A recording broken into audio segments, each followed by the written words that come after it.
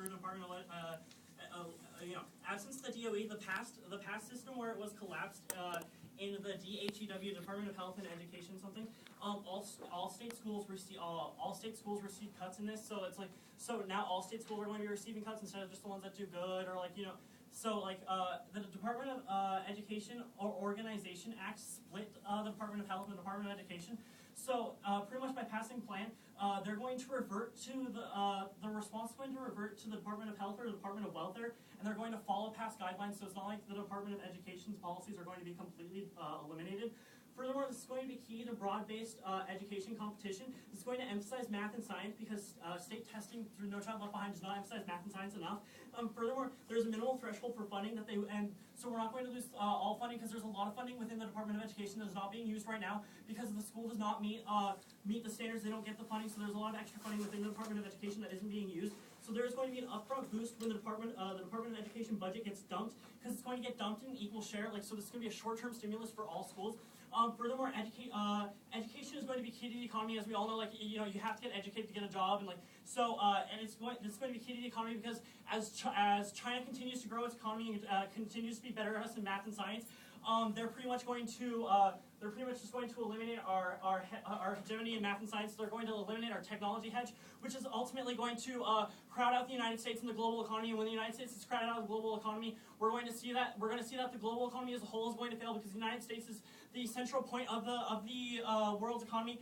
And when the United States fails, everyone else is going to fail with it, which is then going to lead to a lot of poverty, particularly within the United States. And as everyone knows, poverty is going to lead directly to dehumanization because what ends up happening is these people are starving, they're sick, and everything else. And so as a result, they starve and they're dehumanized, and dehumanization is going to be the worst impact around because dehumanization, being dehumanized is worse than dying because you're less than human. You're not really a human anymore. It's worse than dying as a result, which leads me to my next impact: supercarriers.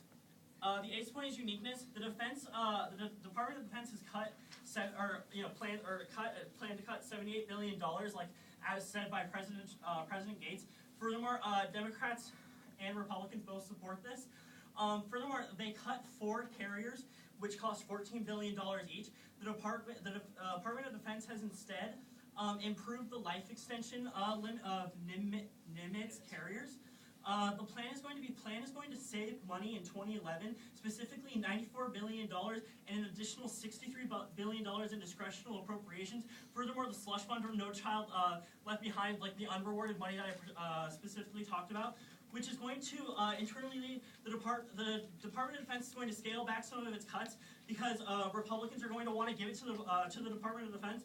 Furthermore, Dems are also going to be for this because they want to give concessions to the Republicans, particularly because with the election of 2012, they want to appear strong on security so that they can garner more votes, especially from the moderate Republicans. Furthermore, we only have to win a small risk of a trickle because carriers only cost $14 billion, and if you look at we're talking about $94 billion, $63 billion. That's yearly. So the DOE is pretty much $160 billion per year, which ultimately is going to ultimately will trickle to the Department of Defense. Furthermore, these supercarriers are going to be key to hedge. First, we're going to talk about power protection. The Nimitz were produced in the 70s, and they're vulnerable to sunburst missiles that are primarily used by China and Russia. And they have really old reactors, which thus causes them, every few years, have to be pulled out of the water. And in 2015, we're going to have to pull 4 carriers out of the water as a result. And that's 1/3 of the United States fleet. And the United States has a very superior naval force, particularly looking at Southeast Asia.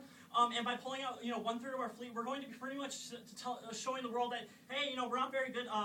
We're not very good military-wise, which is going to totally shatter the myth of invincibility because our hedge is going to clearly be less. So people are going to look at us okay, so United States, they're not very good at anything, especially their military. So they are not going to feel as they're going to be more likely with regional conflicts. They're not going to be deterred. We looked at India, Pakistan, China, Taiwan, and these are key places where, specifically China, Taiwan, where we can use our naval forces in order to intervene. And we are going to shatter this myth of invincibility, enabling these things to occur. And when you enable China, Taiwan, or India, Pakistan as the follow myth of invincibility, we're inevitably leading to nuclear war. And nuclear war between these powers is going to ultimately lead to drawn, which is ultimately going to lead to nuclear winter of the world, which leads to extinction. My part, we'll get to that later. Thank you.